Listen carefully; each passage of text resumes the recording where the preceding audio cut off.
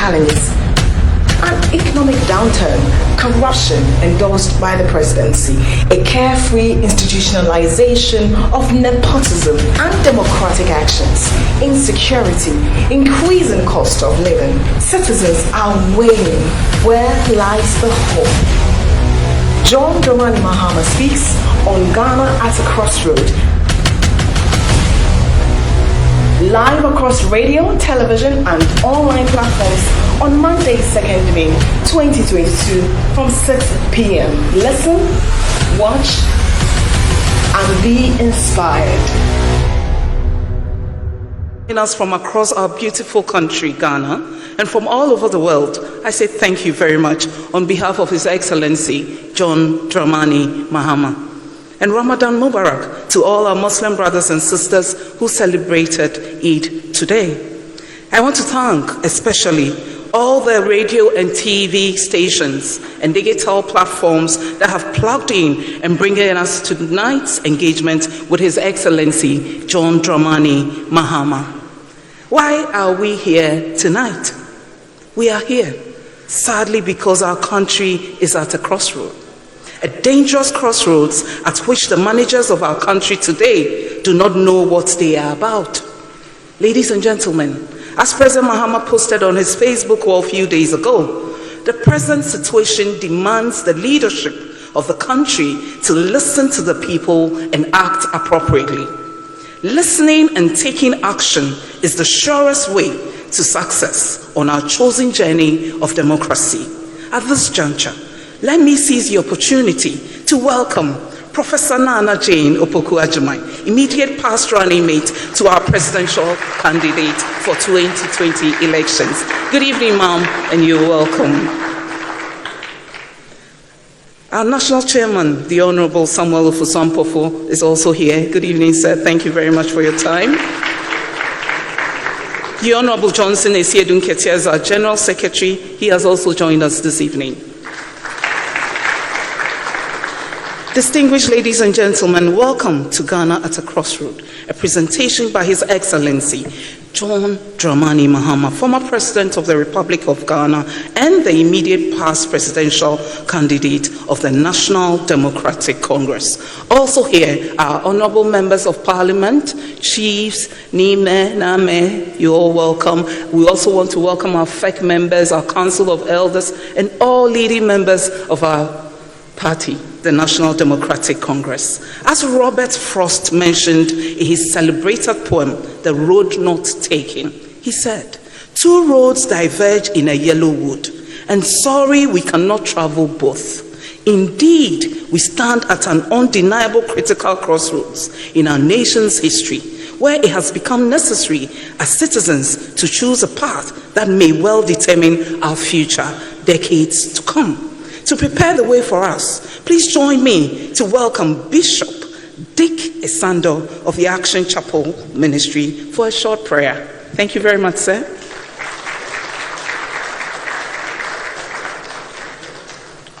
Thank you, Your Excellency. With your permission, I will just stand on existing protocols. Shall we please stand for a word of prayer? Let us pray. O thou that inhabiteth eternity, arise in your sanctuary and look favorably unto our nation Ghana.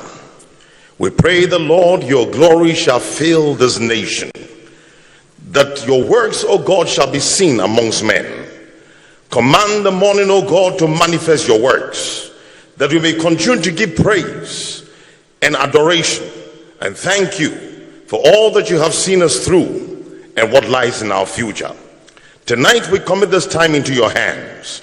We pray the Lord, as we gather to listen to this servant of the land, touch his lips, Almighty God, anoint his heart.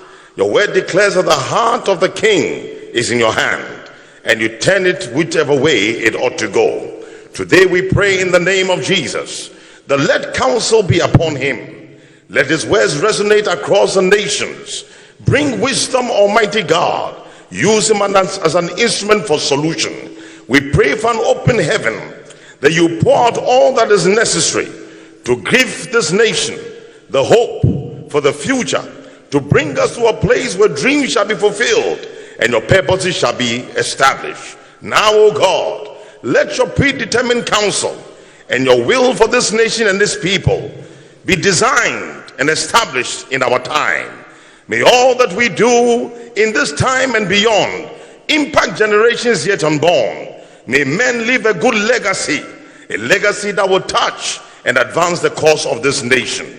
Grant us grace that as we sit here today and all that listen through the various channels and the media will give attention, Almighty God, to that which will advance your cause and bring glory to this nation. We bless you and we thank you for all the instruments, all the institutions, and everyone whose heart is knit together to see good and the peace and the prosperity of your people.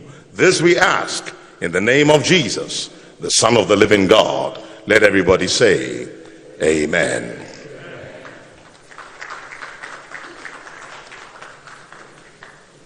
Thank you very much. Bishop Dick Esando is from the Action Chapel International. That was a powerful prayer indeed. The Bible also says in James 5:16b, the prayer of a righteous man is powerful and effective. May our prayers tonight shake the foundations of our nation, and may the Lord hear our cry. Amen. Next, I want to invite to the podium my sister, the special aide to His Excellency John Dramani Mahama, Mrs. Joyce Power Mukhtari, to do us the honors in introducing the icon for tonight.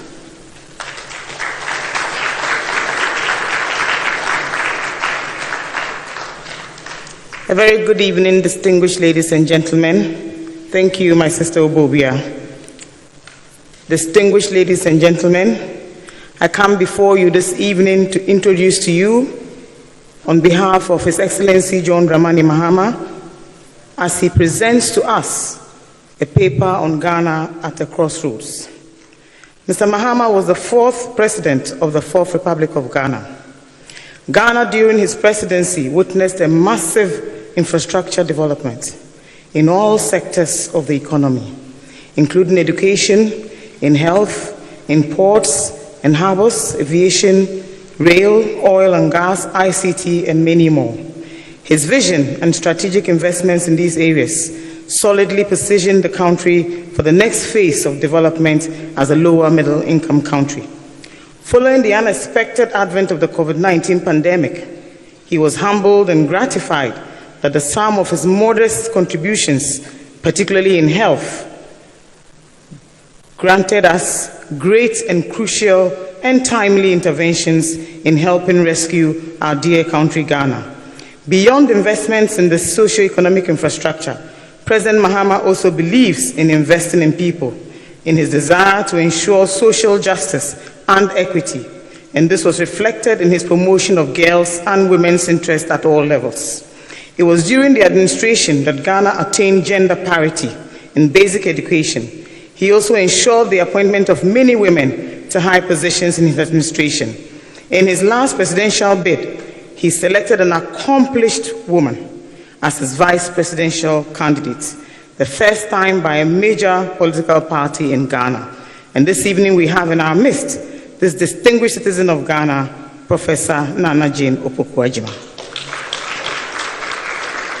President Mahama is a man of many talents and accomplishments, who committed himself to fulfilling the vision of transforming the lives of Ghanaians by focusing on jobs, stability, and infrastructural development. My boss will tonight touch on the history of our democracy, the challenges we are all currently facing, and proffer for consideration by the good people of this country of ours some key policy recommendations. Ladies and gentlemen, I present to you the affable, accomplished, development-oriented President John Dramani Mahama. Thank you.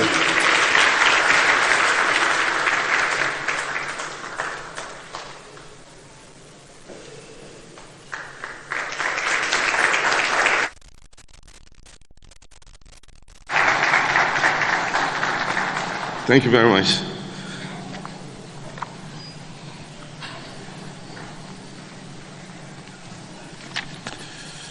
Thank you, and good evening. Comrades, ladies and gentlemen, and if Professor Mills were here, he would have said my brothers and sisters, I thank you for making time to join me tonight. Those who are here in person and the millions from across our beloved country and the world via the power of information and communication technology. Some of you may not know this, but I loved and studied history all the way to university level, and one of the books that absolutely enthralled me in my early years of studying history was a book titled Makers of Civilization. Those of you who are my generation will remember this book. In that book, you'll find many figures from the past, men and women, whose names have been written in letters of gold and who have been immortalized and remembered through the ages. Some of these celebrated historical icons were artists, physicians, engineers, philosophers, military figures, kings, pastors, who changed the world by boldly stepping out and challenging the status quo. Some of these celebrated historical icons broke the bounds in their various nations and were bold to change things. In the spirit of May Day and the celebration of workers, I say ayiko to all of us for our continuous contribution to the success of this country and its development. Just like the past, there are many gallant workers of today whose stories would have regaled and inspired us if told. If there was ever any doubt, we know from our history that you are people who make our society and our nation what it is. We must join hands to ensure that we restore our nation on the path to prosperity and opportunity for all our people. We've always sung the first stanza of our national anthem, which asks for God's blessing on our homeland, Ghana. And it enjoins us to resist oppressors' rule. Many have not taken the time to observe the second stanza of our national anthem, and the lyrics bear reflection. It says, "Hail to thy name, O Ghana. To thee we make our solemn vow, steadfast to build together a nation strong in unity, with our gifts of mind and strength of arm, whether night or day, in mist or storm, in every need, whatever the call may be, to serve thee, Ghana, now and forevermore." This stanza calls for a nation strong in unity and enjoins us with our gift of mind and strength of arm to serve our motherland, Ghana, now and forevermore. This is a call to service to our motherland, a call requiring that every one of us, regardless of background, religion, ethnicity, profession, political orientation, economic status, age, or gender, must unite while offering the gifts of our mind and the strength of our arm. Sitting on the fence is not an option in nation building. History will not remember us kindly if we accept the gradual degradation of our society and do not make any attempt to inspire ourselves to make a difference in our generation. Countrymen and women, Ghana, our dear nation, is at a crossroad, and we must tarry a while and reflect deeply on the road that we must take. The wrong choice would lead us down an easy path of chaos and destruction. The right choice will lead us up a path of prosperity and dignity, but go with hard work and sacrifice. My fellow Ghanaians, I can assure you that as our forebears did in the past, if we come together united as one, there is no task that is insurmountable. The future is bright if we rebuff those who seek to divide us for their personal gain, and if we open the opportunities of our country to all our citizens, irrespective of ethnicity, political affiliation, age, or gender. 30 years have passed since President John Rawlings, of blessed memory, appended his signature to the newly drafted Constitution of 1992, which made an irrevocable commitment to a return to democratic and constitutional governance. In the period preceding that moment, which set in motion what has turned out to be the most stable and enduring period of governance in our history, we had plunged from the heights of being the Black Star of Africa, from the lofty ambitions of the post-independence era, to the depths of economic catastrophe institutional decay, corruption, and despondency. Our life as a nation had been checkered with multiple governance experiments alternating between civilian and military administrations. The several starts and stops led to a situation where by the 1980s, our circumstances were indeed intractable. After a decade of stabilization by the then PNDC regime, which involved confronting and overcoming such problems as economic recession, hyperinflation, prolonged droughts, devastating bushfires, shortage of basic commodities, among other serious socioeconomic problems, it became clear enough that the broad masses of the Ghanaian people yearned for a return to democratic governance.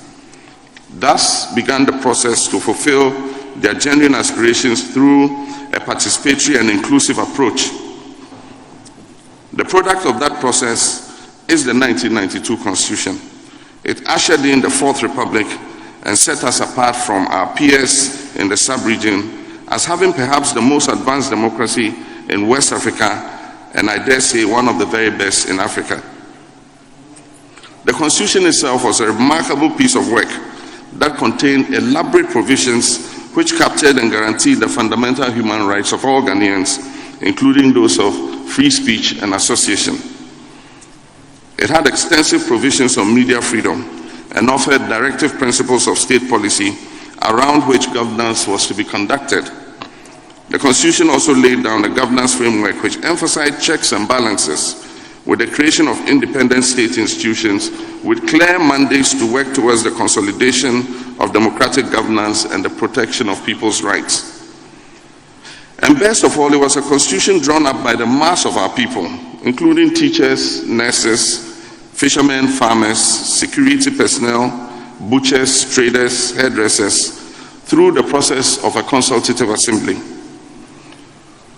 With democratic governance fully restored, we surge forward together in the journey of nationhood with the hope and aspiration that the misfortunes of our past were well and truly behind us, and that the tentative steps we took then would ultimately deliver the progress we desired. 30 years after these events I've narrated, our country Ghana stands as a crossroad.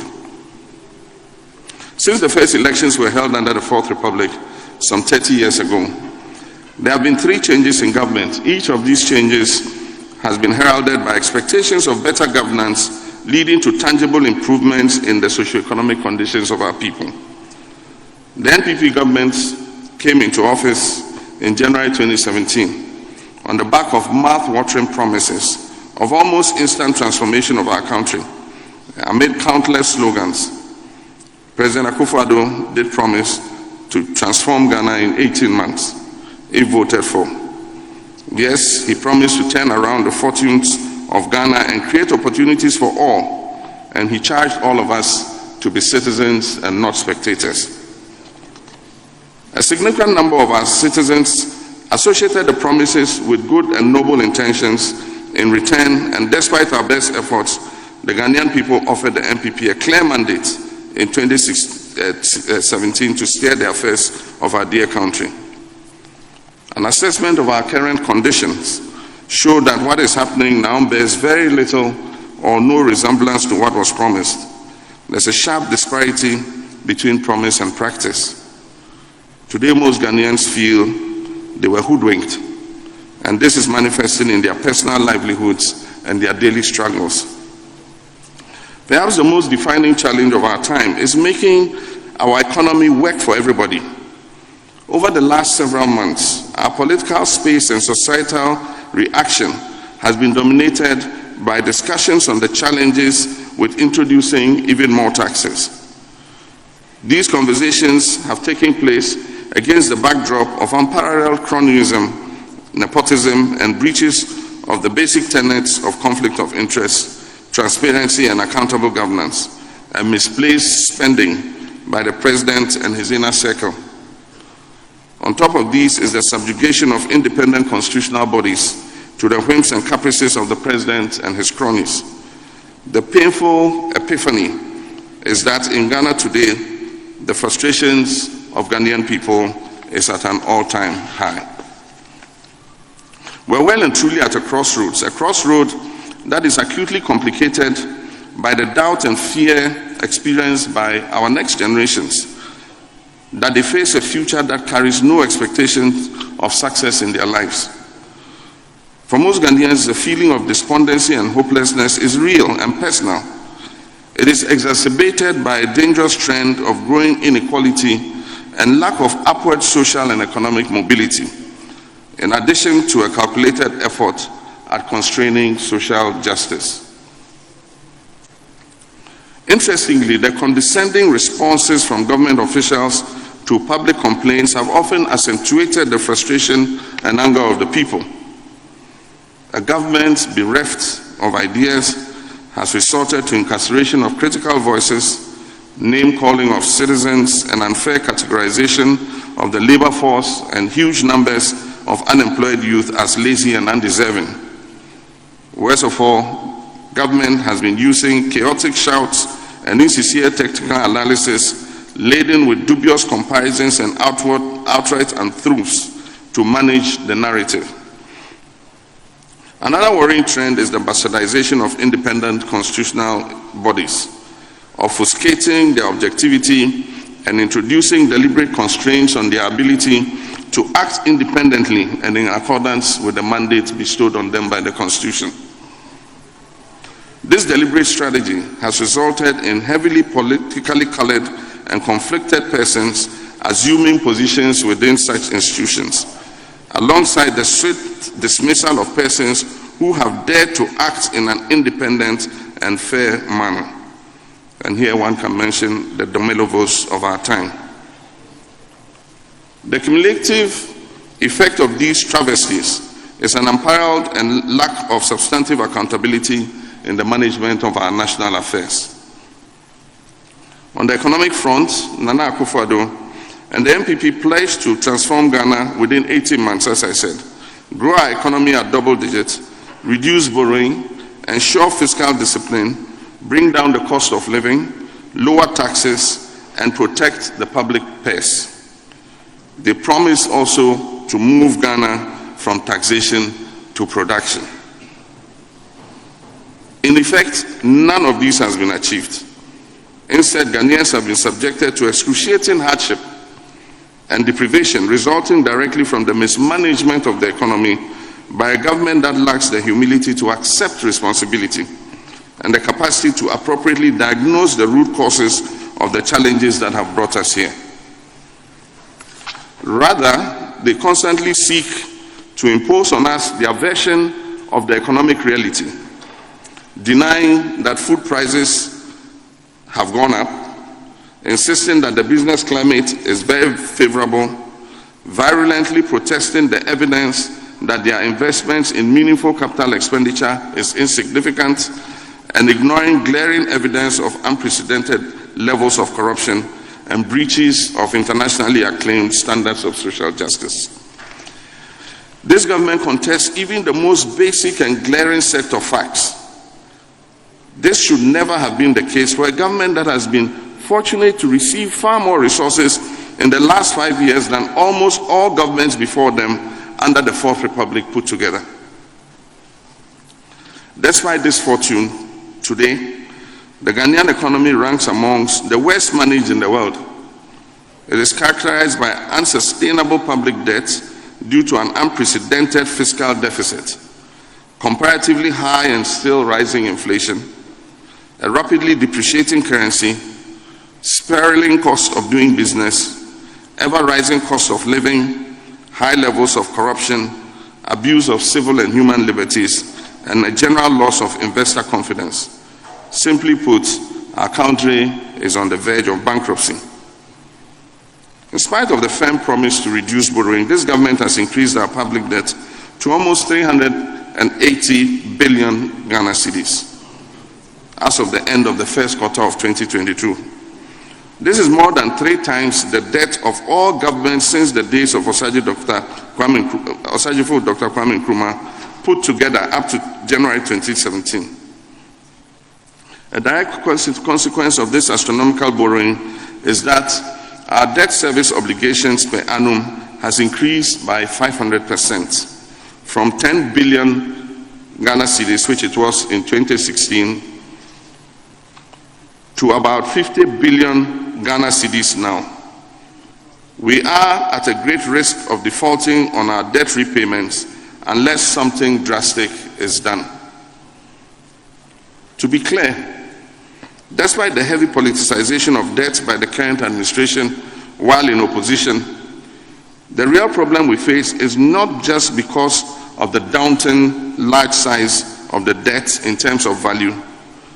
Rather, it is the stark reality that these huge levels of borrowing have not gone into infrastructure and capital investments, but have been applied largely to consumption and in some cases even misapplied. This heavy borrowing has not been met by a commensurate and significant improvement in the size of our economy and its productivity to ease repayment of the debts in future. My brothers and sisters, an important and yet very disturbing variable, often ignored in our national discourse about the debt situation, is the corresponding ballooning of government's indebtedness to local businesses and other statutory bodies, including SOEs. These issues must occupy an important space within national discourse because our estimation is that government's liabilities to local businesses and other stakeholders exceed 30 billion Ghana cedis. Arising directly from the excessive borrowing to fund consumption-related expenditure is the harsh truth that more than half of what government collects in taxes is used to serve its debt, with the remainder going almost exclusively into public sector wages and salaries. This has created self-inflicted rigidities that leave very little space for investment in other important areas of the economy. The effect of this is that government is unable to meet its spending obligations in the most critical sectors of the economy, on which the livelihoods of millions of our people depend. It is little wonder, therefore, that out of a total annual collection of 2.1 billion under the National Health Insurance Levy as at end of 2021, only 127 million Ghana cedis, which is about 6% of the amount, had been released to the authority. This is stifling the ability of healthcare providers in the private and public sector to provide adequate care for the mass of our people. My brothers and sisters, in the hands of a more responsible and prudent administration, the resources that have been available to this administration should have resulted in quantum leaps in the standard of living of Ghanaians, and we should have recorded major progress as a nation. After inheriting a stable economy that was programmed and poised for rapid growth from early 2017, this government has squandered its way into a ditch from which it has become impossible to emerge without imposing even deeper hardship and suffering on the Ghanaian people. The minimum expectation was that the NPP government will build on the strong foundation that had been bequeathed them and achieve incremental progress over what they met. They have instead carried out a demolition exercise of that foundation and left our economy in quicksand, sinking at an alarming rate. However, now we know that responsibility and prudence are not concepts that appear to be appreciated by this government. As we speak, the cash crunch arising out of the rigidities in the economy is having a devastating toll on almost all sectors of our national life. Let's take the education sector, for instance. At the basic level, capitation grants have been in arrears for nearly a year. Textbooks have not been supplied to basic school pupils for 3 straight years. At the SHS level, lengthy delays in the release of funds have crippled the free SHS program, compelling key stakeholders like CHAS and NAT to issue ultimatums to government. There have been widespread reports of food shortages and nutrition deficient poor quality food in schools across the country. and the academic calendar has become erratic due to non-availability of funds to run the schools. At the tertiary level, UTAG recently just ended a protracted strike action to call on government to honor its commitments on salary rationalization and better conditions of service. The UTAG strike severely undermined teaching and learning on our various campuses. College of Education students have spent more time at home than in school because of the lack of funds, and trainee allowances have been in arrears for several months amidst threats by school authorities to shift the cost of feeding onto students in the absence of timely release of funds by government. The government's mismanagement of the GET Fund has not helped matters in the education sector. Similar liquidity challenges permeate all sectors of the economy. Elsewhere, the District Assembly Common Fund still stands in arrears of several quarters, endangering our accumulated mileage in local government administration. LEAP beneficiaries who depend on a very meager quarterly stipend for survival have also in recent times been denied access to these payments for many months, condemning them to intense and perilous hardships. As I said, NHIS service providers are owed several months' arrears and are sparingly paid for their service. This is due to the illegal diversion or misapplication of attributable funds. Related to this is the reckless collateralization of various funds to satisfy current consumption needs, and worst of all, the government's express desire to collateralize more of such funds. They've collateralized the energy sector levy until 2035. They've collateralized almost 10 billion of GET Fund revenue through the so-called 7-year Dache bond. And after mortgaging all the family property, they are desirous of selling off the remaining family cutlery, the small spoons and knives left, by collateralizing our mineral revenue through the dubious Ejapa deal. And it is suspected that they are in the process of collateralizing the revenues from the recently implemented e-levy.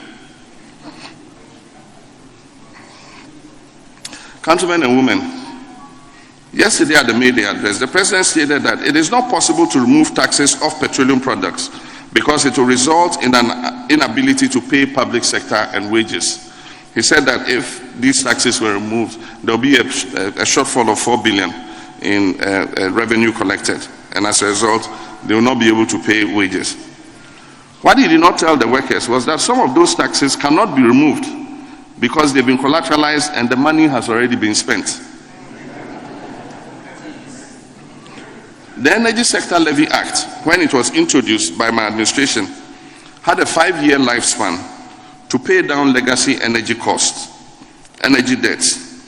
Today, ESLA cannot be removed as a part of our petroleum price build-up because this government has spent the money up front and has collateralized it till 2035, as I told you. This entirely unwholesome practice of concealing debts through the collateralization of statutory funds for the contraction of loans must be curtailed, because hidden debts have never helped anyone, let alone a nation.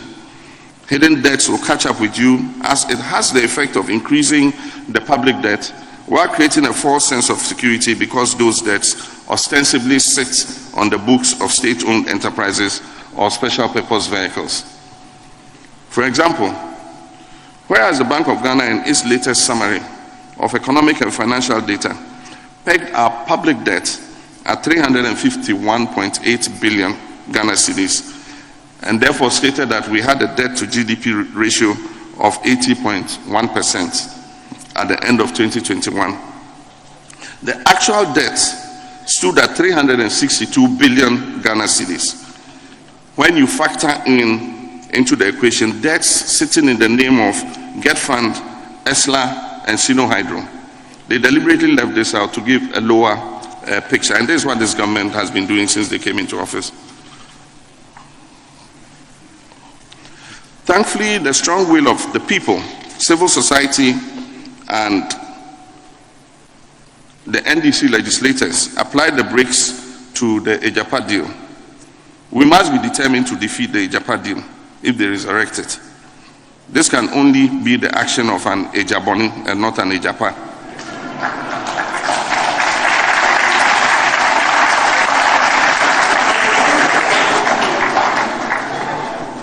This grim economic situation has inevitably caught the attention of the global investor community and rating agencies, leading to a total loss of confidence in our economy. Due to this loss of confidence, confirmed by our worst ever downgrades from reputable rating agencies such as Fitch and Moody's, we've been shut out of the international bond market since October last year and are set to remain shut out for the whole of 2022 unless the economic outlook improves significantly. The resulting panic reaction from the grim economic reality, the mixed and conflicting messages and outright untruths from government actors has led to significant capital flight by businesses and international actors within our domestic bond market and has complicated confidence in an already precarious banking sector that suffered the misfortune of the politically motivated collapse of some of our locally owned banks and financial institutions. It is estimated that about $200 million in capital flight occurred in January 2022 alone, and the central bank lost about $687.6 million in net international reserves between November and December 2021. This also accounts for the steep depreciation of the cedi since the beginning of this year. Based on this trend and the absence of a credible and innovative plan to stem its fall, some financial institutions and analysts have projected that the cedi will end 2022 at 8 Ghana cedis or above to the dollar, and almost 10 Ghana cedis or above to the pound sterling, with fuel prices likely to exceed the 10 Ghana cedi mark. Another devastating consequence of the massive fall of the cedi is that it will cause a significant increase in our public debt, even without further borrowing. This also means that debt servicing will increase beyond the budgeted amount and worsen the rigidities that exist in the 2022 budget. Moreover, inflation has risen from 8% in March 2021 to 15.7% in February 2022, and currently to 19.4% in March 2022, the highest ever in 13 years since 2009. There's a genuine concern that inflation could rise even further when the pass-through effect of fuel price increases, among others, starts to take hold. This, coupled with taxes, are fast eroding the disposable incomes of Ghanaian households and has made life simply unbearable for the majority of Ghanaians. Compounding the economic hardships is the ever-looming danger posed by the youth bulge, the unemployment crisis. Data from the Ghana Statistical Service indicates that our nation is not only experiencing a rise in inflation, but also an all-time high unemployment rate of 13.4%. This means millions of young people are wasting away their most productive years in abject disillusionment as the Akufo-Addo-Bawumia government continues to pay lip service to the tragic unemployment menace.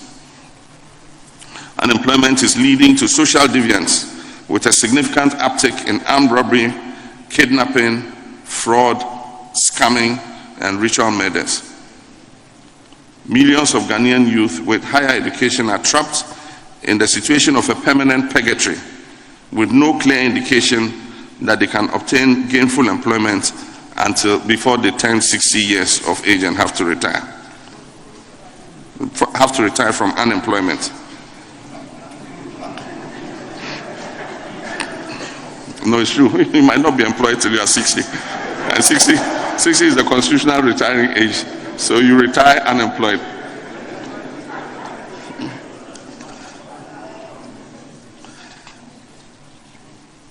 Millions of Ghanaian youth, okay, I've said that. Yet the president continues to fritter away the taxpayers' precious money on luxurious chartered jets and other wasteful engagements. The resort to ad hoc measures has failed to address the problem. Once again, it bears saying that Ghana is at a crossroads, and this current administration has no credible solution at hand. We propose a number of initiatives that are still very much the solution Ghana should implement to help tackle the problem of unemployment. The 1 million Ejapa Jobs program, the big push for investment in infrastructure for jobs, the free TVETs combined with the National Apprenticeship Program as contained in our 2020 manifesto. I repeat that this government can draw on them for implementation because we can create an average of 250,000 jobs every year for the young people of Ghana if we make Ghana a 24-hour economy, 3 shifts of 8 hours a day.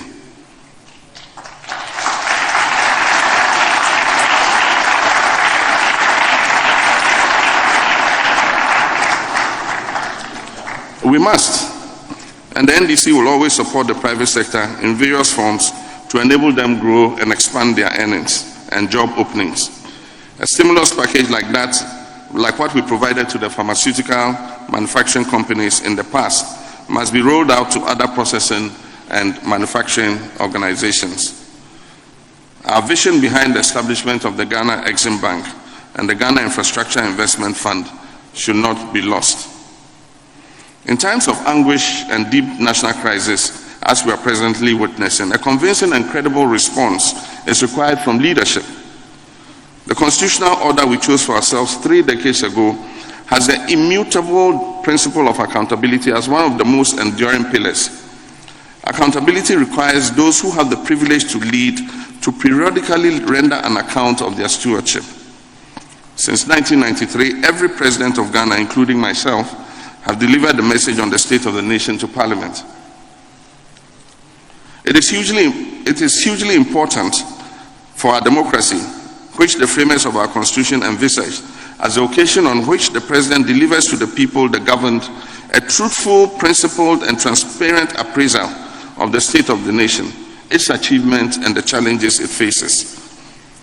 This year's rendition of the address took an added significance given the obvious economic distress and widespread hardship that now pervades our nation.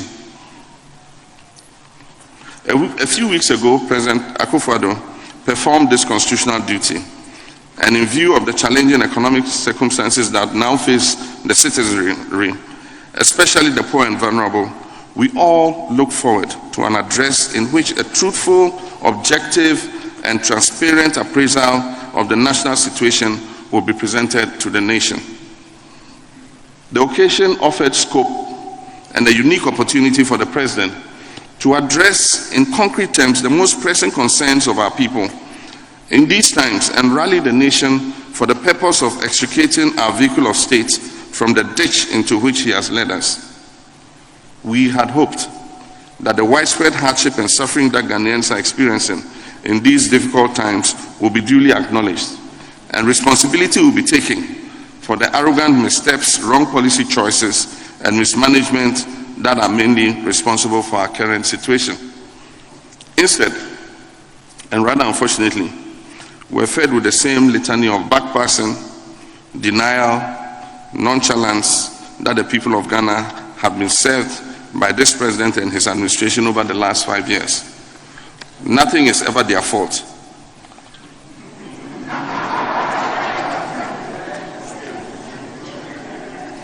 Nothing is ever their fault. Energy crisis, Mahama.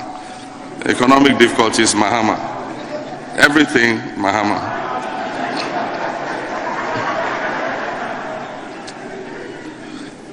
The president's spirited effort to paint a rosy picture amid national anguish and despair was most disconcerting and gave the clearest indication yet that the president and his government have fallen prey to the phenomenon of gaslighting. You can check gaslighting in your dictionaries. It's a form of dementia.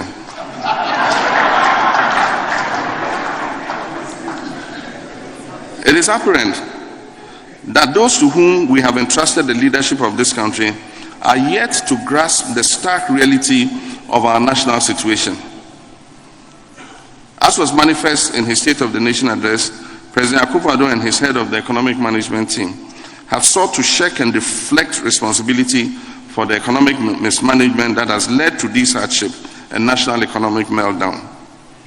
In the specific case of the head of the economic management team, who loquaciously postured as the gold standard for economic management while in opposition, we have continued to note his present flight from all economic discourse, even as after the economy tipped into a tailspin. The issue of debt, taxation, and depreciation of the currency, which rolled off his tongue in his overzealous and misplaced narratives against the erstwhile NDC administration, have become taboo words for him. Until an avalanche of public criticism and demands forced him out of his hole a few weeks ago to make a pitiful torrent of unconvincing excuses for the disastrous mismanagement of our economy. The list of excuses offered by this government for the economic mess keeps growing by the day. When it has been convenient, COVID-19 has been made the shipping boy and has been blamed for all our woes. Recently, the Russian-Ukraine war has also featured prominently.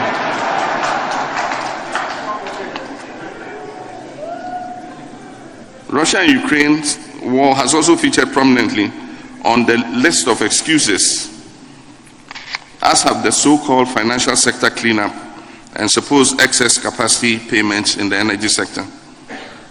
My brothers and sisters, none of these claims are acceptable.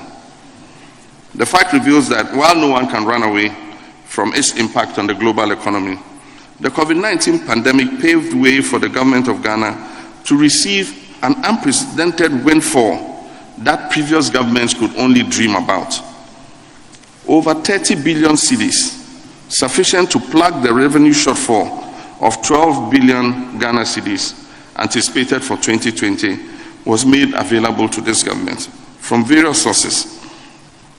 The funding sources range from our development partners to internal buffers like the Stabilization Fund, which we set up in our administration, and other generous donors.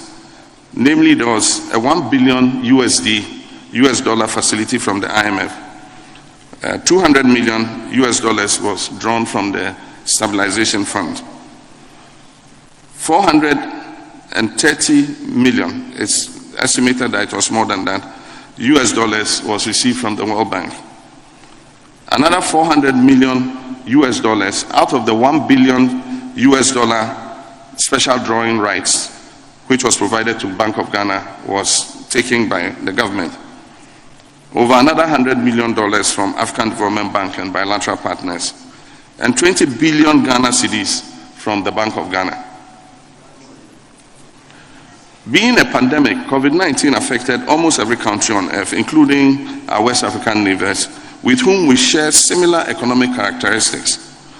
Yet these neighboring countries such as Cote d'Ivoire, Togo, Benin, Guinea, Nigeria, Liberia, Senegal, and Sierra Leone have emerged from this pandemic comparatively unscathed and with relatively stronger fundamentals as compared to ours.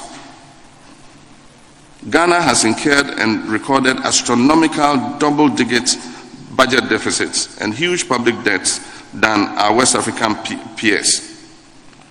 Long before COVID, it was evident that the economy was being mismanaged and was heading for a crash.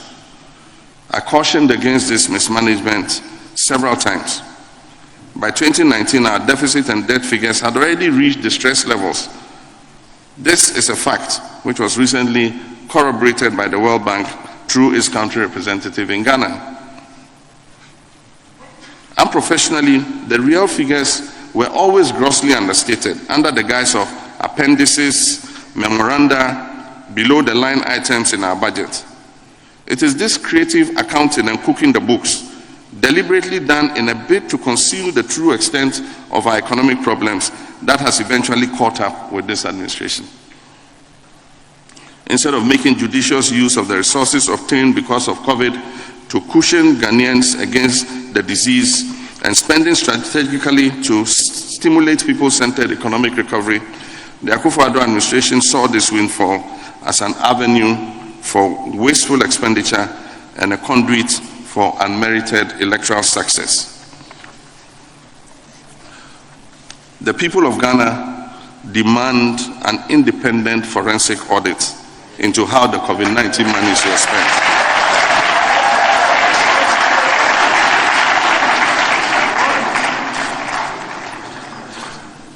The Russia-Ukraine conflict cannot possibly be responsible for the suffering we are going through. The suffering Ghanaians are going through predates the war. Before this conflict, our currency had already been depreciating and was impacting negatively on fuel and commodity prices in our markets. Fuel prices have gone up on more than 40 different occasions since 2017, long before Russia and Ukraine started fighting. The about 25 billion which the government claims to have spent on the financial sector cleanup was a conscious policy decision made without due regard to superior alternatives like bailing out those banks with far less money, recovering assets and holding the people responsible for their mismanagement to rigorous account through due process. It was the NDC government that conducted the asset quality review, which determined that the banks in question were in distress. We then proceeded to pass appropriate enabling legislation to give the force of law to the actions that were deemed necessary to address the situation. These laws include the Banking and Specialized Deposit Taking Institutions Act, Act 930, and the Ghana Deposit Protection Act 931. Our objective has always been to avoid the collapse of these banks, to preserve and strengthen Ghanaian presence and participation in our financial sector, which we viewed as a strategic economic objective, to protect depositors' investments and protect the jobs of tens of thousands of employees of these currently collapsed banks. The total cost of our bailout plan was estimated at a maximum of 9 billion cedis. This was going to be recovered in due course when the banks returned to sound management and profitability. But the outcome of the 2016 elections hampered our ability to fully implement this plan. The logical expectation was that this current administration will continue from where we left off, but they chose to go for the nuclear option.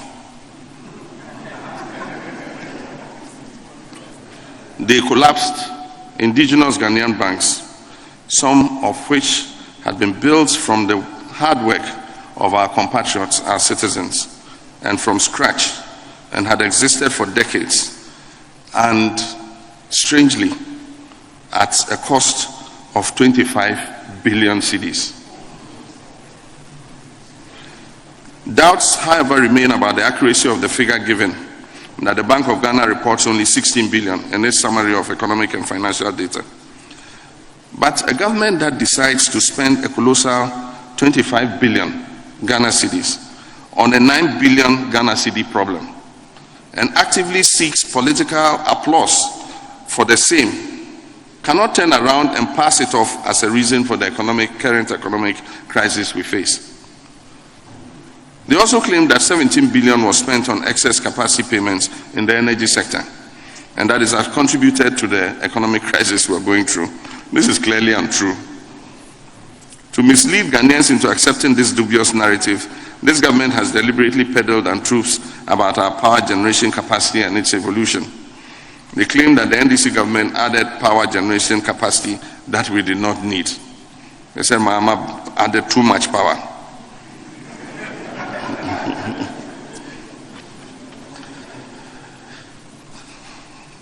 And that we did not need, and that due to take-or-pay clauses in the power contracts, they've been forced to pay $1 billion to independent power producers every year since 2017. The truth is that in the NDC's 2012 manifesto, which formed the basis for our election and mandate to govern from 2013 to 2017, we made a clear promise to ramp up our power generation capacity, which at the time hovered around 2,500 megawatts, to 5,000 megawatts by 2016. We were determined to meet demand, which was growing exponentially, and to resolve the recurring power deficit that led to crippling power rationing under all governments since the Fourth Republic began in 1993. We followed through with this promise and expanded generation capacity with the completion of the Car Power and Ameri plants. We also commenced work on SemPower, AXA, Amandi, and the early power plants, EPP. By 2020, these plants had taken our generation capacity above the 5,000 megawatts, in line with our objectives. As we speak, available data show that our installed power generation capacity is 5.367 megawatts. Out of this, only a little above 3,861 megawatts is actually available and can be relied on. Countrymen and women, as an illustration, on March 18th this year, 2022, our peak demand climbed to 3,469 megawatts, which means that of the available capacity of 3,861 megawatts, we had a redundancy of only 392 megawatts. If any of the plants had shut down that day, Ghana would have gone into a power crisis. The 392 megawatts falls far short of the 18% excess margin in capacity, that's about 695 megawatts, which the Energy Commission recommends Ghana should have to keep the system running safely in order that we do not regress into darkness. In plain terms, this means that now we do not have sufficient power to meet peak demand if the current growth continues as it is. This in turn means that we stand the real risk of suffering crippling power rationing if any of the major plants currently working develops a fault. What therefore is the basis for the often repeated claim of excess capacity, for which we are told 1 billion is paid to IPPs annually? Exactly where is that excess capacity, considering the facts I've just detailed to you? Put to strict proof under parliamentary scrutiny, the finance minister disclosed only last year that 937 million had been paid in total for excess capacity from 2017 to 2020.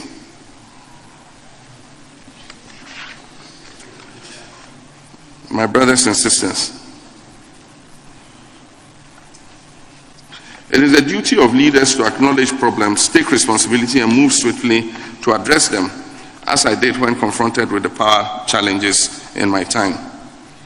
I could also have conveniently blamed the age-old underinvestment in the energy sector, but I was acutely aware that Ghanaians did not elect me to complain and pass blame on to others.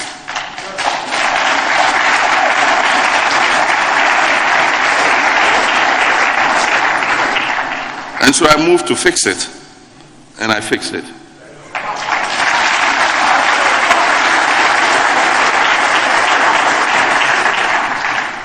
President Akufo-Addo and his head of the economic management team must imbibe this key leadership attribute of taking responsibility, especially in circumstances where overwhelming evidence shows that our present economic dire straits is a direct outcome of their poor economic policy choices and wasteful expenditure.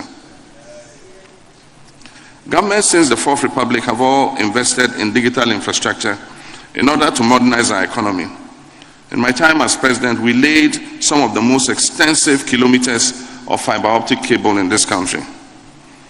And we further provided 4G LTE wireless broadband in order to bring all parts of our country into the new digital revolution. Through these investments, we have created the opportunity for Ghanaians to enjoy the ease of electronic transactions. Indeed, Ghanaians have taken to the ease of electronic transactions very well. Mobile money payments are used for remittances to parents in the villages. They are used in the markets and supermarkets to pay for groceries. They are used by market women and other traders to replenish their stock, and they are used at filling stations to pay for fuel and services rendered. Internet and electronic banking has made it easier to move money from account to account without the use of checks or cash transfers. This is a positive development for our economy and represents the fastest means of shrinking the informal economy and bringing us all into the formal one. Unfortunately, in the face of this self-inflicted economic catastrophe, this government, against all sound advice, has decided to introduce the e-levy, a regressive tax that heaps more suffering on Ghanaians. Recently, our president was asked in a BBC interview why he was choosing to tax the incomes of Ghanaians in their electronic wallets that had already been taxed. The president's answer was that it is the newest and fastest growing sector of our economy that is not being taxed.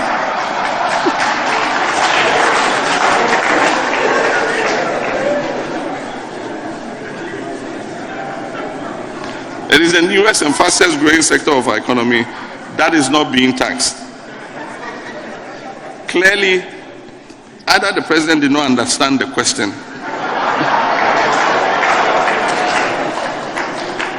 or he is clueless about the regressive nature of the e-levy. Let's take, for example, a worker gets paid in his electronic wallet. His pay as you earn tax has been deducted already. For every transfer or purchase above 100 cedis he makes on his e-wallet, he has to pay an additional 1.5% multiple times anytime he uses his mobile money payment. It will now be tempting for such a person to draw cash from his e-wallet and make those payments for his groceries, his fuel, entertainment, utility bills, all with cash, because then he will avoid paying 1.5% on every payment he makes. The collection of the e-levy began yesterday, and like a slap in the face, it began on May Day, when we are supposed to be celebrating workers. We are celebrating a new tax imposed on them. And already there's a litany of complaints about the implementation. I've heard complaints of transfers of under 100 cedis being subject to tax contrary to the law. And I've heard others say that they sent 1,000 cedis and paid no additional tax. Clearly, the Ghana Revenue Authority and those responsible for this tax were not ready for its implementation. Government's desperation to tax Ghanaians to get this nation out of the hellhole it has dumped us will not succeed, because government's own budget proposals show that the e-levy will not make any significant contribution in resolving our problems, but will exert an adverse toll on the people of Ghana. We in the NDC do not oppose taxation as a principle. We will not be pretentious and couch fanciful slogans to condemn the principle of taxation like the NPP did in the past. We are, however, implacably opposed to distortionary and burdensome taxes like the e-levy that only force Ghanaians to endure more suffering.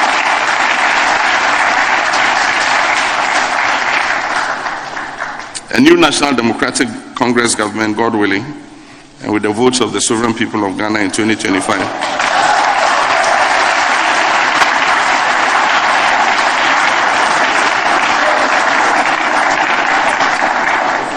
will repeal the e-levy act.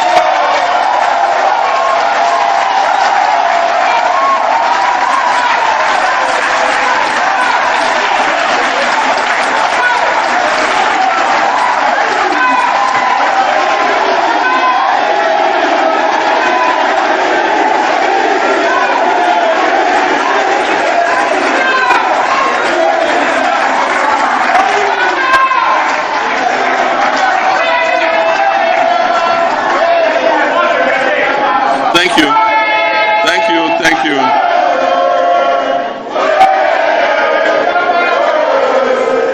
Thank you. Thank you. Thank you. Thank you.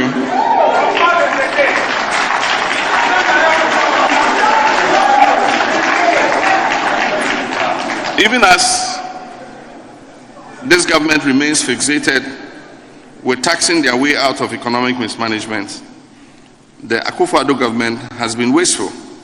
They failed to demonstrate prudence in public financial management. The people of Ghana cannot be called upon to pay more taxes only for the accruing money belonging to the people to be dubiously and wastefully shared amongst family and friends through various fraudulent procurement practices. The creature comforts of the president and his officials cannot be more paramount than the need to protect the public purse and make savings that can be invested in more useful ventures ventures such as education, health, and social housing for Ghanaians. The 2020 Auditor General's report makes for grim reading within the context of waste and corruption in the use of public funds. The report reveals that a colossal amount of 12 billion Ghana cedis was wasted or lost to corruption and other forms of financial malpractices in 2020 alone. This is twice the amount expected from the unpopular e-levy. It has also recently come to light that our state-owned enterprises made total losses of about 5.3 billion Ghana cedis in 2020. Another report has revealed that up to 9 billion Ghana cedis of losses was incurred by energy sector SOEs between 2018 and 2021. How can the taxpayer ever be called upon to pay more money when his money is going down the drain in this manner? Beyond the economic mismanagement, hardships, unemployment, and other forms of misrule exhibited by this government are deeply worrying issues of high-handedness, intolerance of criticism, and outright abuse of the rights of citizens deemed to be critical of this administration. In the last few years, several notable critics of this government and social activists have been subjected to unjustified arrest and prosecutions, with some having already served custodial sentences. It is obvious that this government has become edgy and jittery due to the myriad of problems it has created, which have so frustrated Ghanaians and incurred their righteous indignation. They've therefore developed a hypersensitivity to the mildest form of criticism and have evolved a strategy to suppress dissent by making dubious examples of some of the most prominent opposing voices in the media and political space to dissuade others from intensifying their criticism. I've already cautioned that the penchant for unjustified arrests, detentions, and prosecutions pose a great threat to the freedom of citizens as enshrined in the 1992 Constitution and will mar our good standing as a serious democracy. Consequently, it comes as little surprise that the Ghana human rights record has come under such robust scrutiny and scathing indictment in the 2021 Country Report on Human Rights Practices released by the U.S. State Department. The analysis of human rights violations contained in the report constitutes a major setback to the effort to entrench freedom and rights as enshrined in our Constitution, whose 30th anniversary we just marked last week. For the first time under the Fourth Republic, 8 Ghanaians were brutally gunned down during elections in 2020 by agents of the state and government, and yet no action has been taken against the perpetrators. It has been over a year since these killings took place, but the President has not taken the trouble to publicly indicate his revulsion at these killings or even sympathize with the bereaved families. He has refused to acknowledge these extrajudicial killings that made him President. He has also taken no clear action to hold the perpetrators to account. These killings were preceded by similar unprovoked violent attacks on members of the opposition by militant groups operating under the aegis of this government during the Ayawaso West Wuogon by-election and at other times. No government in our recent history has demonstrated a lack of democratic temperament in dealing with issues of dissent and public criticism than the one headed by Nana Akufo-Addo. Ghanaians have witnessed a government which, though was popularly elected in 2016, is behaving more like a military regime than a civilian one. The lack of accountability, arrogance of power, human rights violations, pursuit of selective justice, muzzling of the media and critical voices, targeted collapse of opponents' businesses, closure of opposition radio stations, state capture, nepotism, politicization and deliberate undermining of the independence of state institutions, amongst others, are all unfortunate characteristics of this administration. I believe I speak for the NDC and our MPs and Ghanaians when I say these acts will not break our collective and patriotic resolve to hold this government for account.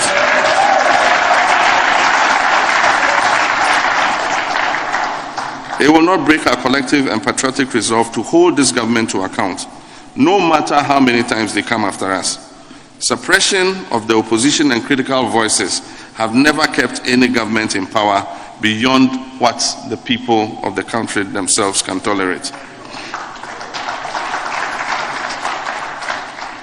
It can no longer be hidden that this situation has significantly undermined public confidence and belief of international actors in the neutrality of many state institutions, especially including our judiciary. There's a prevailing perception of bias and partisanship, which has not been held by the litany of bizarre rulings given in recent times, some of which clearly defy comprehension and perceived to be designed to further the interests of the executive. This threatens investor confidence and our efforts to project Ghana as a viable investment destination, because investors expect to have unbiased justice delivery should they require litigation. Rather than sweeping this under the carpet, we should encourage frank debate over it, with a view to building stronger institutions whose fidelity will be to the state and Ghanaians and not political parties or appointing authorities. Our country, Ghana, is at a crossroads, and the need to institute important corrective measures cannot be overstated. There is no shortage of solutions to our problems. It is the indolence and avid affinity of this government for a cosmetic approach to governance that has brought us where we are today. Thus, we need far-reaching actions from the President and the economic management team to resolve these challenges. Despite these challenges, I remain confident that in spite of the current gloom, we can turn things around and create a brighter future for ourselves.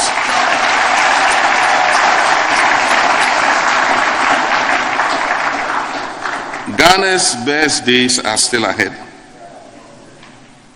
And some of the alternatives we propose are as follows. Those directly responsible for the economic crisis must bear responsibility, and it is inconceivable that the Minister of Finance remains at post. Having presided over the worst economic meltdown in Ghana's recent history, the President must, as a matter of urgency and without further delay, relieve the Minister of Finance of his position.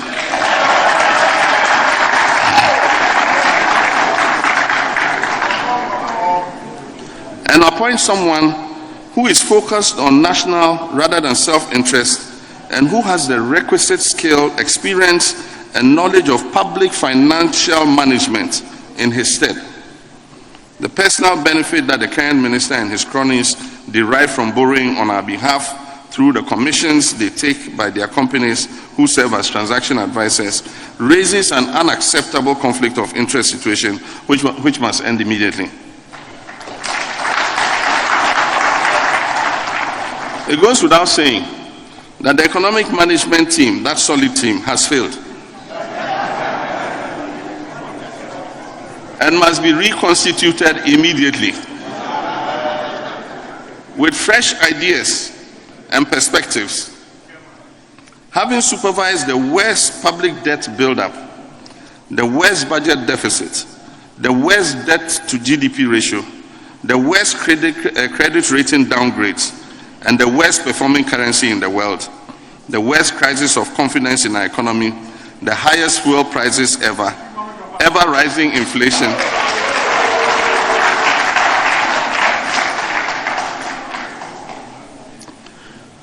the worst ever rising inflation, unprecedented hardships, etc., the current head of the economic management team has clearly fallen from his ivory tower as a self-styled economic messiah to a poster boy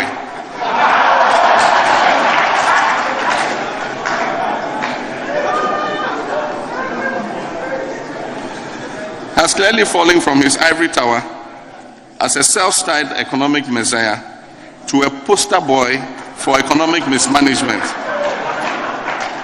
And his leadership of the economic management team is no longer tenable. He has lost sight of cause and effect relationship in the economic value chain and complains that our dire economic state is due to bad ratings from international agencies. He rather blames the agencies for our economic situation, rather than the fact that our dissipating economy resulted in those bad ratings. How does that assure Ghanaians he's focused on the critical things that need to be addressed? The EMT has been bedeviled by their own ineptness, over-exuberance, and excessive focus on linear thinking of a theoretical cause and effect relationship, devoid of the practical influences of complex real-life nuances. In short, the economic management team has used a laboratory experimental approach typically found in textbooks to run the extremely complex Ghanaian economy and analyze the impact of one variable at a time. Ladies and gentlemen, I've often said to people in most cases when you are analyzing the Ghanaian economy and an obvious simple solution comes to mind, think, and think again. The consequence of this lack of depth and experience complicated the problems of economic management with excessive yet costly experimentation that did not yield viable results. Alternatively, the President may want to consider appointing one of the many highly qualified Ghanaian public finance management experts to lead the economic management team.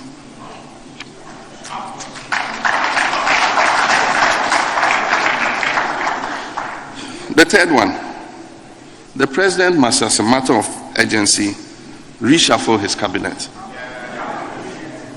More than 5 years of an administration without a major cabinet reshuffle has calcified the management of the ministries, departments, and agencies. These MDAs and SOEs have become fiefdoms in which untouchable ministers and heads of agencies are now monarchs of all they survey. Yet they lack the energy, the passion, and ideas to turn these moribund situations around within the MDAs. Fresh ideas are needed.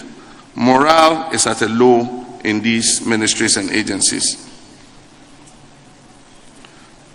The seriousness of the economic meltdown must compel government to unveil a clear and workable course of action emanating from broad-based thinking and consultation, rather than its current state of denial and wrong causal attributes.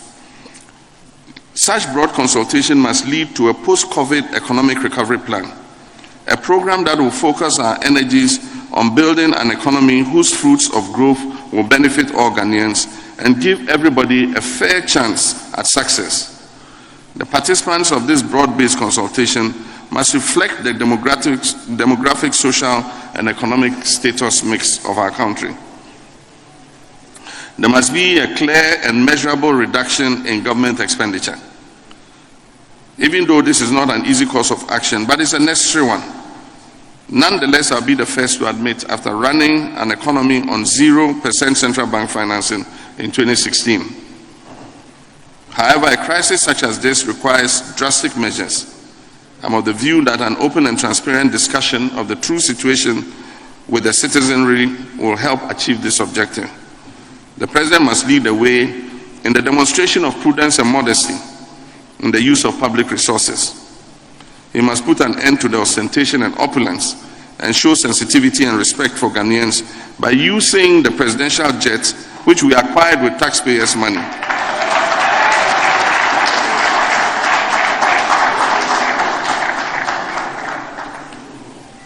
And stop the rental of expensive chartered jets.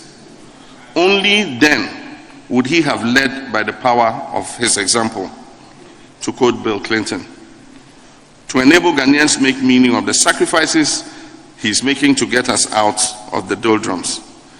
The extravagance must give way to frugal application of public resources.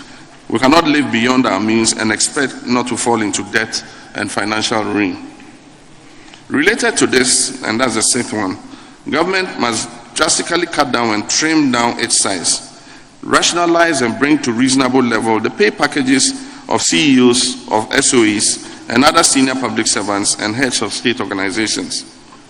The time has come to look at the practice of providing free utilities and allowances such as inconvenience allowance.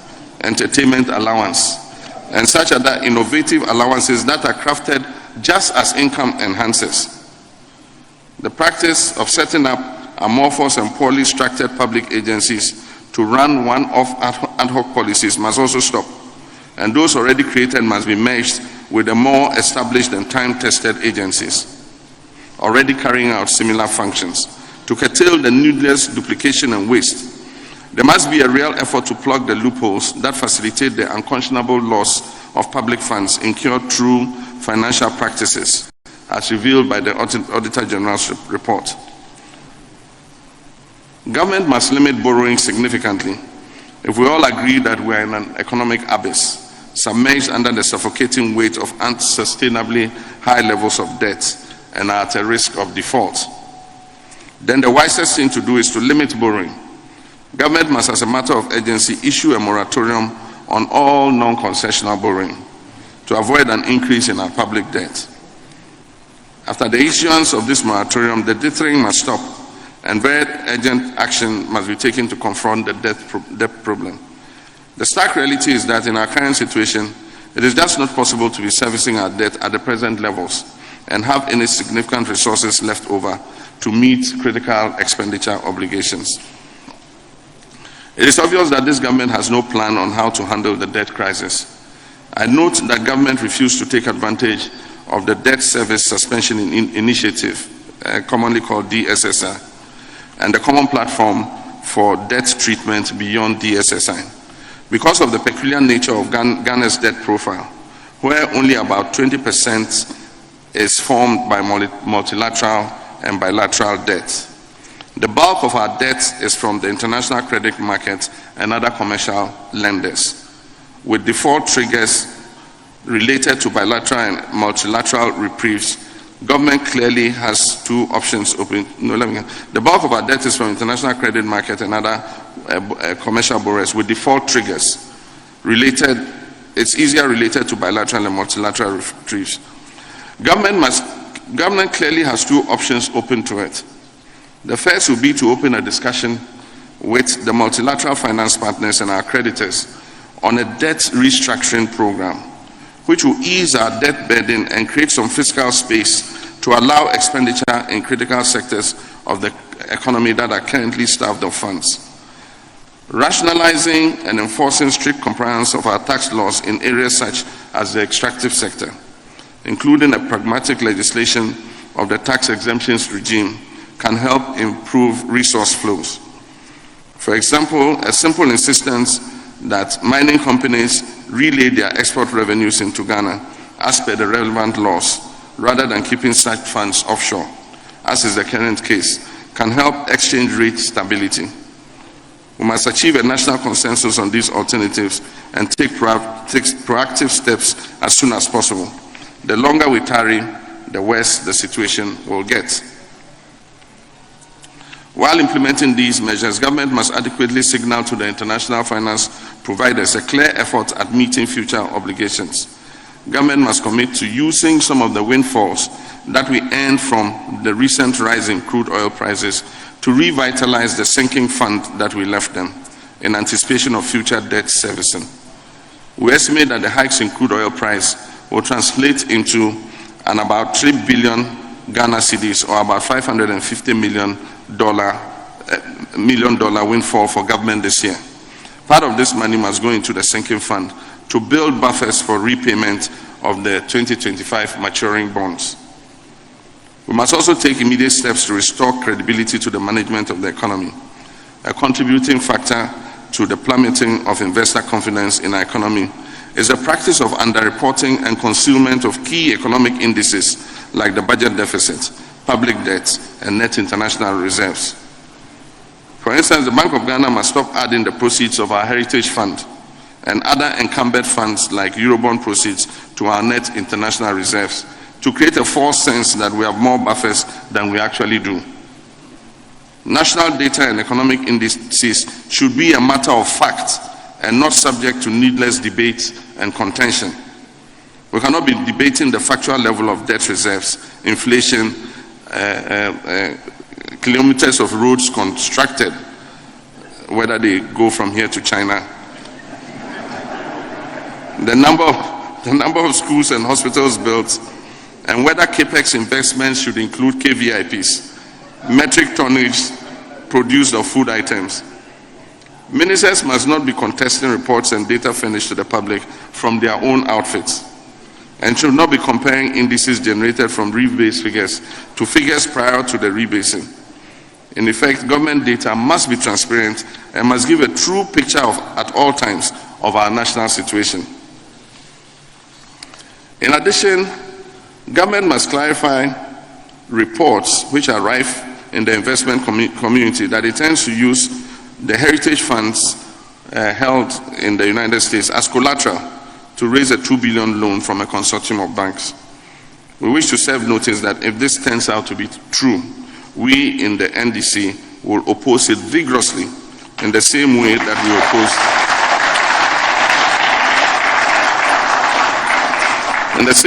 we oppose previous deals. We cannot support the collateralization of every single source of future revenue just to finance today's consumption. This practice will deny future governments and future generations the opportunity to benefit from revenue streams accruing from funds which were originally intended to finance critical sectors of the economy. The Heritage Fund was set up purposely for the benefit of future generations and we cannot saddle with debt and no heritage. To make certain that this practice doesn't become the order of the day, I'll propose the enhancement of legislation to stop the collateralization of statutory funds, because those funds are now being abused and their original purposes are being seriously hindered.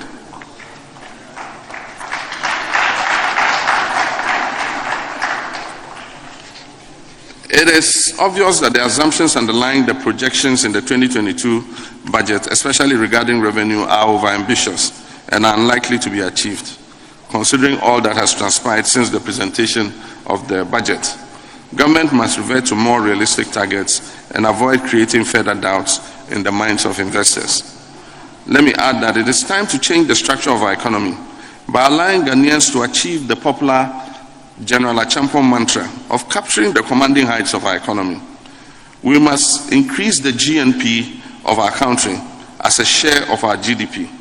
Otherwise, impressive GDP growth numbers are mostly the share of foreign investors and subject to repatriation at will. We must leverage our comparative advantage in agriculture by investing in agribusiness to complete the agricultural value chain in respect of marketing and processing of our agricultural products. These are some of the interventions government must adopt in earnest. This is not a time for political posturing and display of empty pride. We are staring down the cliff of economic collapse, and every day wasted winds down the clock further. Action needs to be taken now.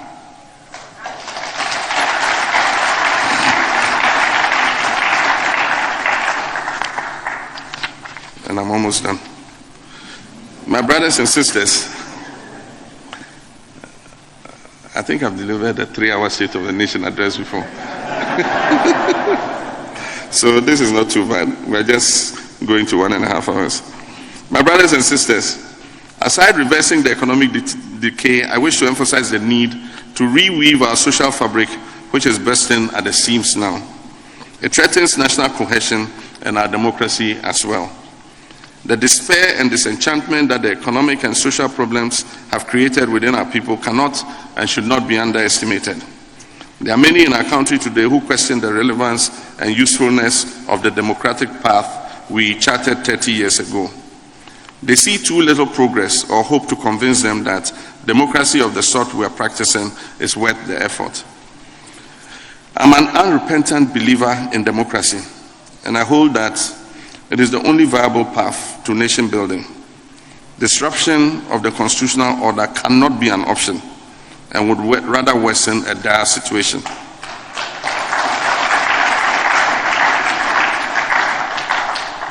But I'm also pragmatic enough to realize that mere rhetoric and exhortations about democracy no longer give our people hope, particularly our young people who are desperately searching for jobs, or the young families out there whose mortgage plans have been disrupted because the dollar has arrested the city. What threatens them must threaten us and jolt us into finding solutions. Of course, I know they also have a responsibility as citizens towards national development, but I also appreciate from my interactions with them that they do not expect government to solve all their problems. They are not unreasonable.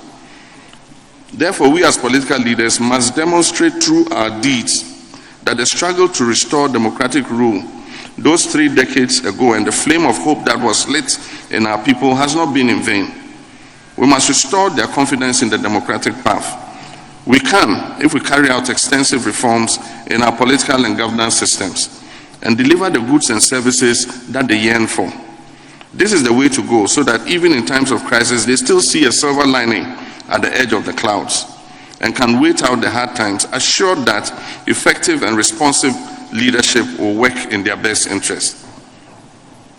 The political elite in Ghana are taking Ghanaians for granted and are governing and using resources in a manner that suggests personal benefit rather than national collective benefit. Under no circumstances must personal benefit override national benefit.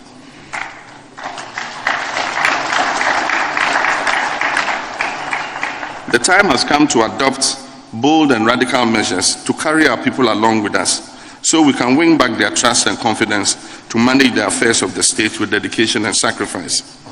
After 30 years of operation, the young people of Ghana expect us to carry out a comprehensive review of our constitution and governance system. They expect a strengthened fight against corruption and waste. They expect modesty and frugality on the part of our leaders. They expect humility and respect from those who lead us. In the meantime, this current administration must show commitment to building genuine consensus on the matters that concern Ghanaians the most and rally their support around a common national cause. I'm ready to support this national goal with patriotic zeal. The President must show leadership and take urgent steps at this crossroads to end the dangerous levels of inequality and polarization we see in this country. To do this, let him respect the rights of all citizens and refrain from the intimidation of the media through hostility and needless arrest of critical voices. Let him end the politically motivated witch hunts of leading opposition voices. For emphasis, President Akufo-Addo and his Vice President must demonstrate a commitment to the fight against corruption by prosecuting his officials, many of whom have been accused of being engaged in corrupt acts, and disarm and stand down his militants that he has drafted into the security agencies. On the security front, this government must weed out the rogue elements it has drafted into the security agencies because they constitute a major threat to the safety of our country, including recent robbing of bullion vans at gunpoint. Let the Attorney General prosecute the killers of the 8 innocent Ghanaians who were killed during the 2020 elections, as well as the perpetrators of the Awasu West Wuogon violence. Let the President be interested in his Attorney General securing justice for Ahmed Swali, the journalist who was killed in cold blood for simply doing his work.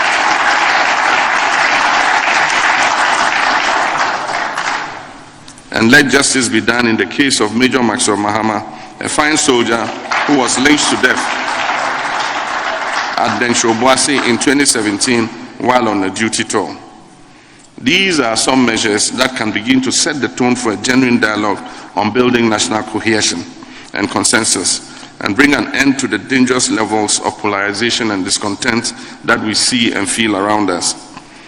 There is not a single example of any country in this world where repression of the opposition and dissenting voices or bad governance kept any party or leader in power forever. Eventually, change will come.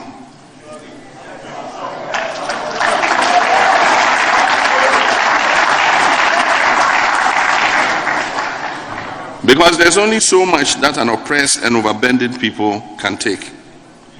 President Akufo-Addo inherited a buoyant democracy with strong institutions that made it possible for him and his party to win the 2016 elections. And that happened without a fly being hurt. Let him take those steps that will ensure that he leaves the country in one piece at the end of his tenure in 2025.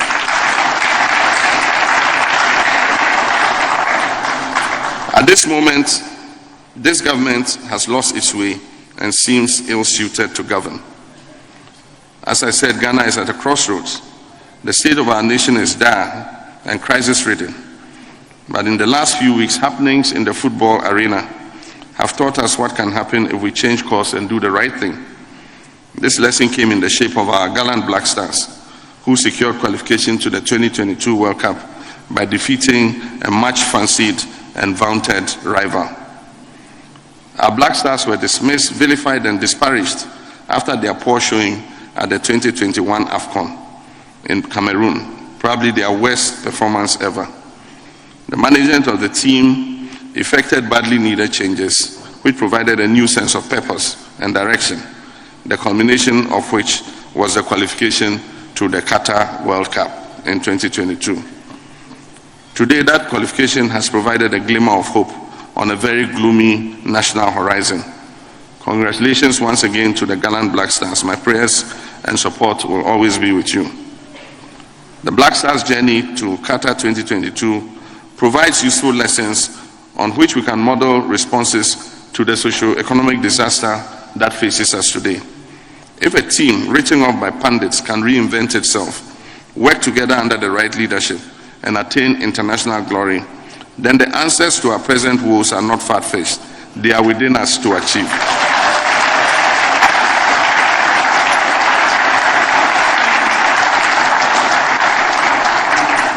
If we work hard at it together, under exemplary and selfless leadership, willing to make the right choices and the right calls, we will emerge out of this current crisis better and more united as a nation. My countrymen, failure is not an option. We have in our hand an opportunity to act and do so quickly at this crossroads to return hope and prosperity to Ghana, our motherland. May God bless you, and I thank you for your kind attention.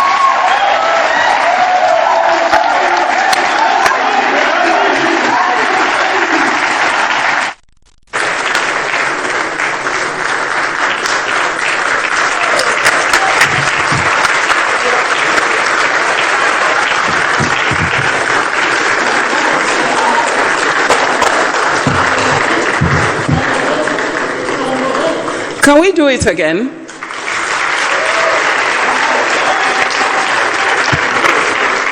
Thank you very much. His Excellency, once again, you nailed it. And we are proud of you. It's always a delight to listen to you, and I'm sure that tonight is no exception. Ghana at a crossroad. Our dear country is at the verge of bankruptcy. But for the ruling government, nothing is ever their fault. E-levy was even implemented by John Mahama. Nalai. Anyway, we are grateful, and thank you very much for your time. I'm sure that there's something that you're all taking home with you tonight. In 2025, when His Excellency John Dramani Mahama is sworn into office, we are exactly what we'll be doing as soon as we swear in the next government. Thank you very much to all the TV and radio stations that we were live on. We were live on TV XYZ, Joy News, Weasel TV, Pan-African TV, Angel TV, CTV, UTV, Loud Silence TV. Should I say it again? The last time when I forgot to mention Loud Silence, I'm sure you all saw the timelines. So let me say it again. Loud Silence TV. Home-based TV, we're live also on Radio Gold, your power station. You know they are back now.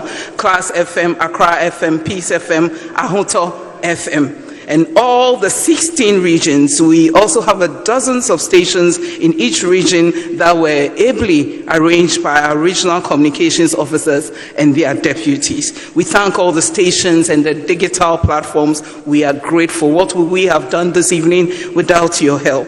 John Mahama and the NDC are grateful to Weasel TV for producing this event, and it was proudly directed by Stan Dubwe and the team.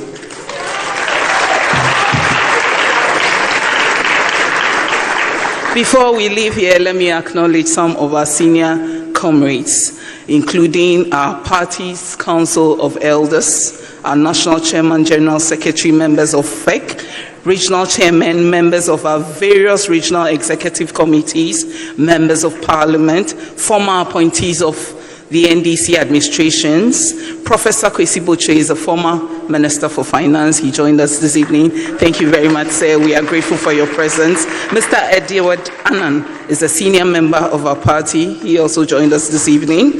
Professor Joshua Alabi was our campaign manager for the 2020 campaign. Mrs. Betty Moldidrisu is a former Attorney General and a very senior member of our political party. Former Chief of Staff Prosper Bani is here. Thank you very much, sir, for your time. Ambassador Dan Agbodapi, member of our party's Council of Elders.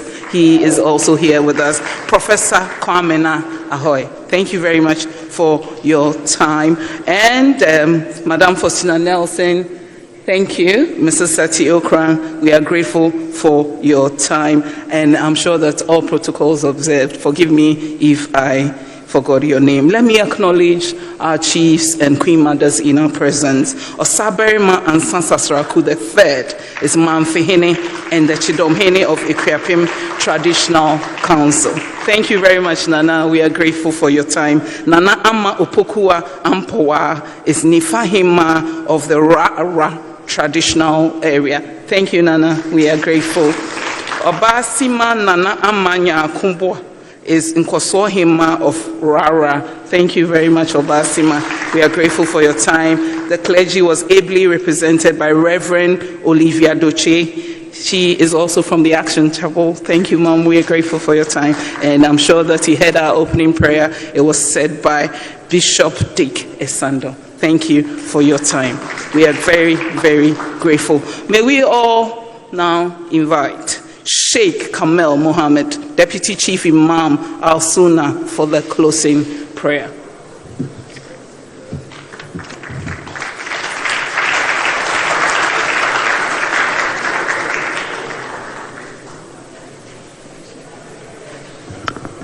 أعوذ بالله من الشيطان الرجيم بسم الله الرحمن الرحيم الحمد لله رب العالمين الرحمن الرحيم مالك يوم الدين إياك نعبد وإياك نستعين اهدنا الصراط المستقيم صراط الذين أنعمت عليهم غير المغضوب عليهم ولا الضالين اللهم آمنا في وطننا غانا اللهم آمنا في وطننا غانا اللهم آمنا في وطننا غانا برحمتك يا ارحم الراحمين اللهم إنا نسألك من جميع خير ما سألك منه عبدك نبيك محمد صلى الله عليه وسلم ونعوذ بك من جميع الشر ما استعاذك منه عبدك نبيك محمد صلى الله عليه وسلم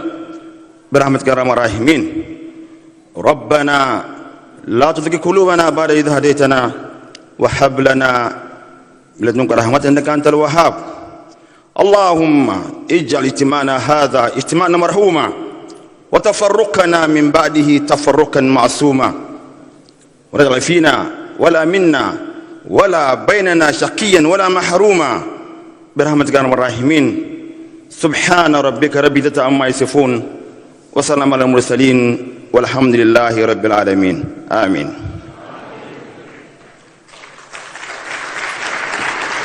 Thank you very much, Professor Nana Jane Opoku-Agyemang. We are grateful. And His Excellency, we are grateful. You always make our evening when we meet on a platform like this. Thank you very much. Have a good evening. My name is Obobia Dakonpoku, and I'm Deputy Communications Director for the NDC. Good evening.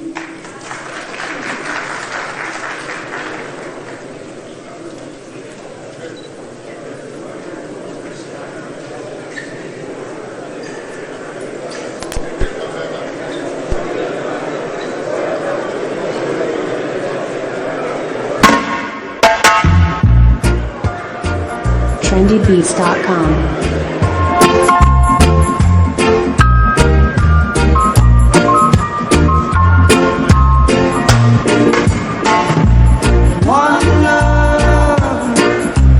One heart, let's